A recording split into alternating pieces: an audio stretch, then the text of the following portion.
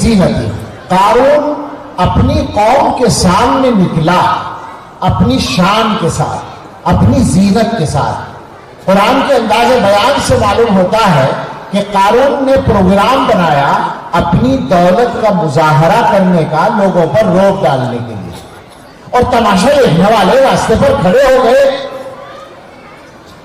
قرآن کے بیان ہی سے یہ بات سمجھ میں آتی ہے کہ چونکہ وہ بنی اسرائیل کا آدمی ہے تو زیادہ تر وہی لوگ تھے تماشا دیکھنے والے جو ایمان والے تھے، بنی اسرائیل میں تھے، حضرت موسیٰ علیہ السلام کی امت کے لوگ تھے۔ مگر ایمان والوں میں بھی جس طرح آج دو قسمیں ہیں، اس زمانے میں بھی دو قسمیں تھیں۔ ایک وہ تھے جن کے منہ میں رائے ٹپکتی تھی مال دیکھ کر، ہم لوگوں کی طرح، اور ایک وہ تھے جو اللہ والے تھے جن کا ٹارگیٹ آخرت تھی۔ دونوں طرح کے لوگ وہاں کھڑے تھے۔ اب قرآن کے الفاظ کا صرف ترجمہ کروں تو آپ کی سمجھ میں آئے گا۔ باری تعالیٰ فرماتے ہیں فخرج علی قومہ فی زینتہ، وہ اپنی قوم کے سامنے نکلا اپنی شان و زینت کے ساتھ۔ قال الذین یریدون الحیاۃ الدنیا، ان لوگوں نے کہا جو دنیا کی زندگی کے چاہنے والے تھے۔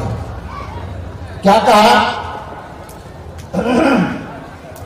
دو جملے کہے، آپ سب سن رہے ہیں نا؟ ذرا غور کیجئے گا اور سوچئے گا، آپ اور ہم وہاں کھڑے ہوتے تو ان دو باتوں کے علاوہ کیا کہتے؟ یعنی میں یہ کہنا چاہتا ہوں کہ ہم لوگوں کا ذوق بھی ایسا کہ ہم بھی یہی کہتے ہیں۔ کیا کہا؟ یا لیت لنا مثل ما اوتی قارون، کاش ہمیں بھی اتنا مال مل جاتا جتنا قارون کو ملا ہے۔ کیا خیال ہے؟ اپنے زمانے کے کسی مالدار کو دیکھ کر یہ تمنا نہیں آتی ذہن میں کہ اللہ نے فلاں کو دے رکھا ہے وہ بھی دے دیتے؟ یہی تو ہے، یا لیت لنا مثل ما اوتی قارون۔ اور اگلا جملہ انہ لذو حظ عظیم، یہ قارون بڑی قسمت والا آدمی ہے۔